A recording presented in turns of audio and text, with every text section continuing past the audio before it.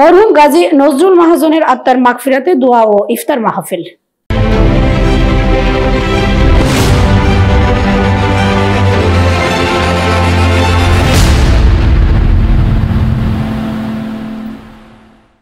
মরহুম গাজী নজরুল মাহাজনের আত্মার মাগফিরাতে দোয়া ও ইফতার মাহফিল।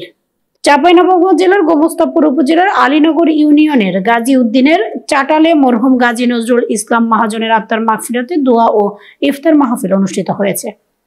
16 মার্চ রবিবার বিকেলে আলীনগর ইউনিয়নের মরহুম গাজী নজরুল ইসলামের আত্মার মাগফিরাতে দোয়া ও ইফতার মাহফিল অনুষ্ঠিত হয়।